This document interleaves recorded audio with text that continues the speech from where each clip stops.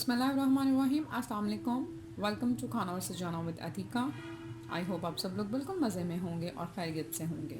बहुत ही रिफ़्रेशिंग सा ड्रिंक आज आपके लिए लेकर आई हूँ। बहुत ही मज़ेदार ये बनता है और बहुत ही रिफ़्रेशिंग होता है।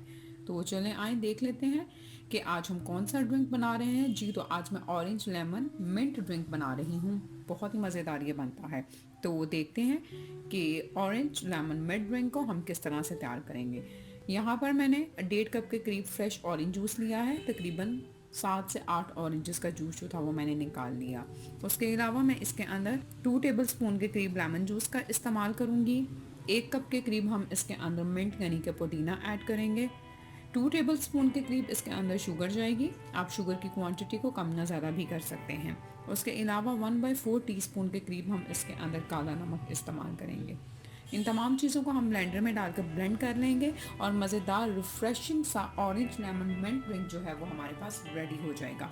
यहाँ पर ब्लेंडर के अंदर हम ऑरेंज जूस ऐड करेंगे। इसके अंदर ये लेमन जूस जाएगा। ये काला नमक हम ऐड कर देंगे और ये शुगर भी इसके अंदर चली जाएगी और ये हम इसके अंदर पुदीने के पत्ते भी इसके अंदर ऐड कर देंगे। इन तमाम चीज़ों को अब हम ब्लेंड कर लेंगे। जी, तो ये देखें बहुत ही झटपट बहुत ही जल्दी हमारे पास एक मज़ेदार सा बहुत ही रिफ़्रेशिंग सा ड्रिंक जो है वो बन गया है। अब हम इसको सर्विंग गिलास में निकाल देंगे। आप चाहें तो आप इसके अंदर आइस क्यूब्स भी ऐड कर सकते हैं। मेरे पास ऑरेंज बहुत ठंडे थे जब मैंने जूस निकाला, इसलिए मैंने आइस क्यूब को ऐड नहीं किया। इसको ज़रूर ट्राई कीजिएगा। आप बहुत सारा ख्याल रखिएगा। मेरे चैनल पर नए हैं तो काइंडली सब्सक्राइब करें और बेल बटन दबाना बिल्कुल मत भूलिएगा।